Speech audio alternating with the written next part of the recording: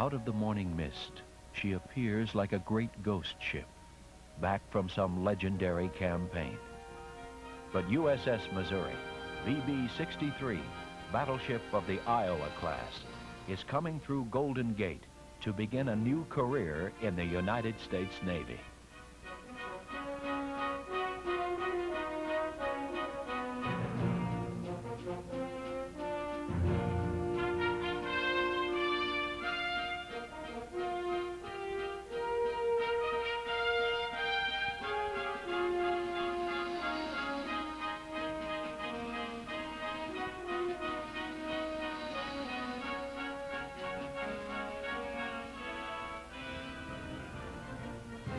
May 10, 1986.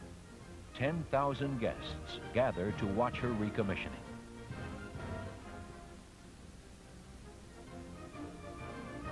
Margaret Truman speaks. She christened Missouri in 1944. I swung it and yelled, "I christened thee USS Missouri."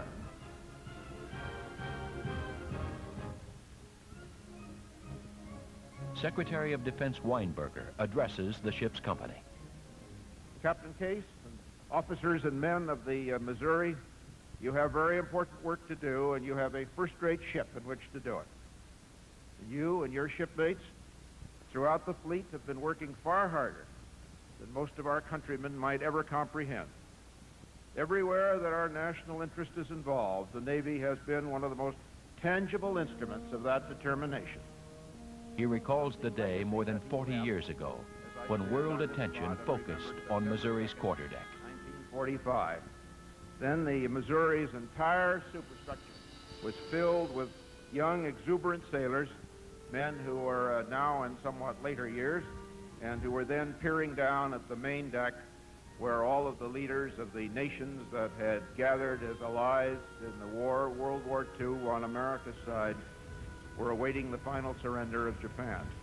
We are gathered here, representatives of the major warring powers, to conclude a solemn agreement whereby peace may be restored.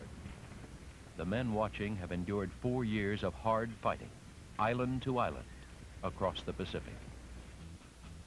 In the course of this long struggle, the battleships of the U.S. Navy have forged a new role for themselves in warfare.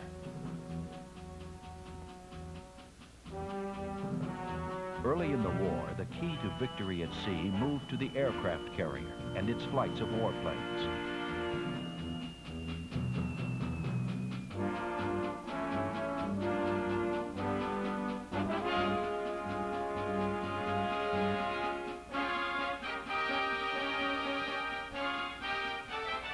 But the battleship's enormous firepower becomes the prime support for amphibious operations.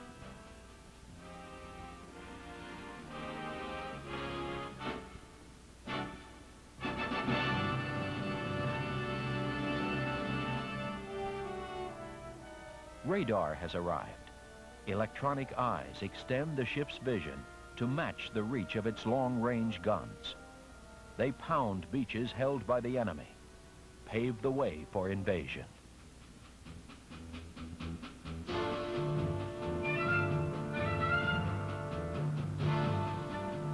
When the enemy attacks from the air, the battleship's massed firepower is directed skyward. Their guns provide primary air defense for the American fleet. The battleship's thick armor is proof against air attack. Their size enables prolonged operation at sea. They routinely refuel cruisers and destroyers from their capacious tanks. They are manned by battleship sailors, skilled at handling these biggest of ships, who know they are the best of their kind. In 1943, new battleships begin to appear on the firing line. The Iowa class, Iowa, New Jersey, Missouri, Wisconsin. In armor and armament, they are the latest development of the big gun capital ships that began with HMS Dreadnought 40 years before. Most of all, these new ships have been built for speed, capable of 30 knots and more, to travel in company with the carrier striking forces that are spearheading the U.S. drive across the Pacific. Now, in 1945, one of these ships, Missouri, is the platform for the final scene of the greatest war in history. General MacArthur presides at the surrender of the Empire of Japan after a 4-year struggle that raged across the vast distances of the Pacific. The whole ceremony lasts only 23 minutes. These proceedings are closed. The war is over. The carrier task groups that prowled the Pacific disperse. The sailors, most of them, go home. In a war of carriers and air power, the battleship has proved itself. In the years that follow, one by one, the older battleships are scrapped.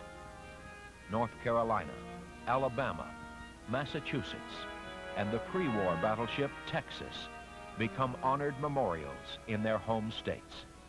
Their day is over. The new Iowa-class battleships see combat again when the Korean War breaks out, 5 years after World War II. Once again, they sock targets as far as 20 miles inland with 16-inch broadsides. Aboard one of the battleships, General Douglas MacArthur watches a nighttime bombardment of North Korean positions.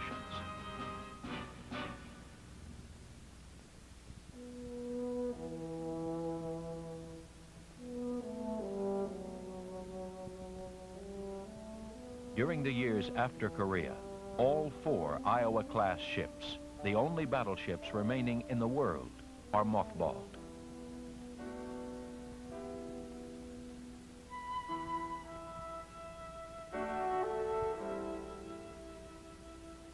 With the advent of nuclear weapons, missiles, space satellites, the rugged profile of the battleship seems out of place.